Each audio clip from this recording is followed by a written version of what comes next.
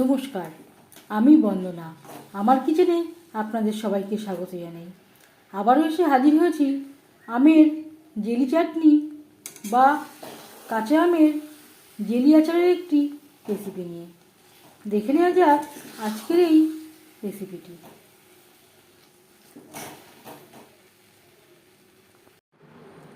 আজ তৈরি করব কাঁচা আমের জেলি চাটনি বা জেলি আচার।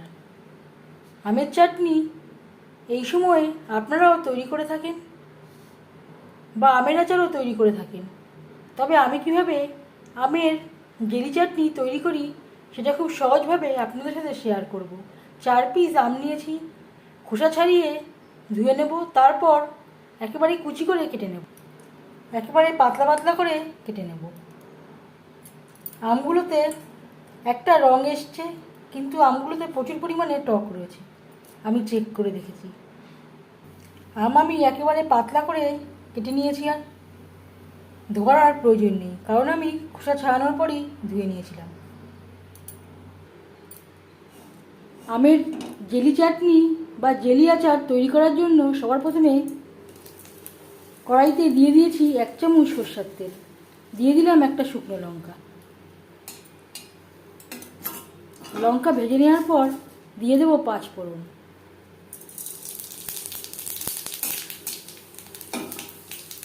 পাঁচফোড়ন ভেজে নেওয়ার পর দিয়ে দেবো আম।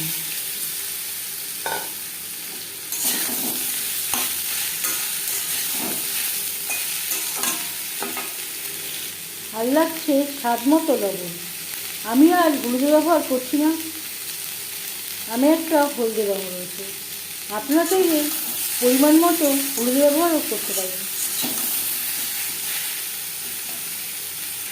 2 মিনিট ভেজে নেওয়ার পর দিয়ে দেবো গুড়। আমি এখানে আখের গুড় অ্যাড করলাম, এর পরিবর্তে আপনারা চিনিও ব্যবহার করতে পারেন।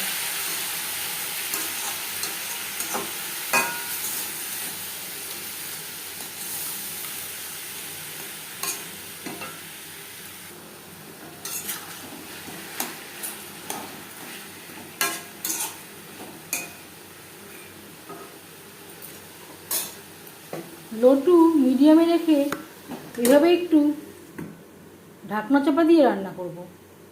এতে আমটাও সুসিদ্ধ হয়ে যাবে, গুঁড়ো মেল্ট হয়ে যাবে। একেবারে হাইতে রাখছি না, মিডিয়ামে রেখে মেল্ট হওয়া পর্যন্ত রান্না করব।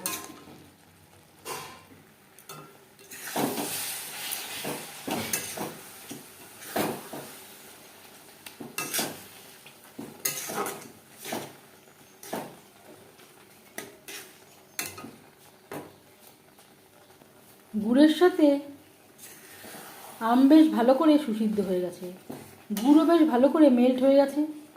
এই পর্যায়ে এতক্ষণে আমি গ্যাসের ফ্লেমটাকে মিডিয়ামে রেখেছিলাম, এবার আমি লোতে রাখবো।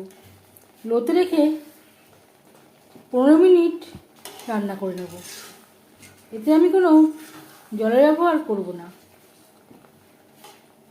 এইভাবে আচার বা জেলি চাটনি তৈরি করে ঘরে রাখলে অনেক দিন ভালো থাকবে।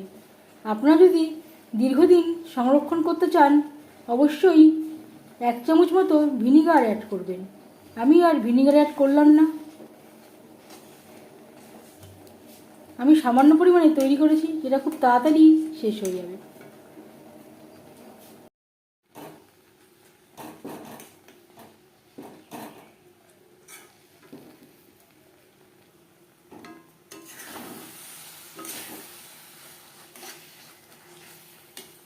আমের সাথে গুড় মেল্ট হয়ে যাওয়ার পর আরও 15-20 মিনিট আমি লো ফ্লেমে রান্না করে নিয়েছি। এবার যাচ্ছি ফাইনাল স্টেপে, দিয়ে দেব 1 চামচ ভাজা মশলা। এই ভাজা মশলা ব্যবহার করার জন্য এই জেলি চাটনি বা জেলি আচার অনেকটাই স্বাদ বেড়ে যাবে। এই ভাজা মশলায় রয়েছে ধনে, জিরে, সামান্য পরিমাণে গোলমরিচ, শুকনো লঙ্কা, তেজপাতা, মৌরি, যেটা আমি শুকনো খোলায় ভেজে গুঁড়ো করে রেখেছিলাম।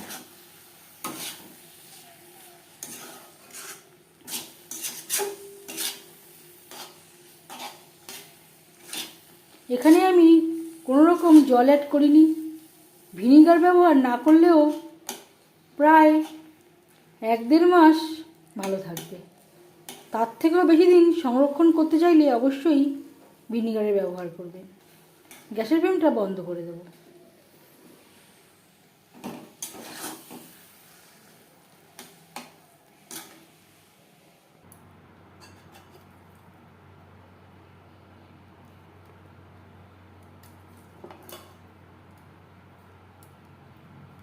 আমের জেলি চাটনি বা জেলি আচার রেডি। এই রেসিপিটি কেমন লাগলো অবশ্যই জানাবেন কমেন্টের মাধ্যমে। যদি এই রেসিপিটি ভালো লেগে থাকে লাইক করবেন, শেয়ার করবেন, সাবস্ক্রাইব করবেন আমার চ্যানেলটিকে, বেল আইকনটা প্রেস করে দেবেন। যখন আমি নতুন ভিডিও আপলোড করব তার নোটিফিকেশান সবার আগে আপনার কাছে পৌঁছে যাবে। আপনারা সবাই অনেক অনেক ভালো থাকবেন। এই ভিডিওটি দেখার জন্য ধন্যবাদ। একবার হলেও এইভাবে গুড় দিয়ে আমের জেলি চাটনি বা জেলি আচার তৈরি করে দেখবেন। আশা করছি আপনাদের ভালো লাগবে।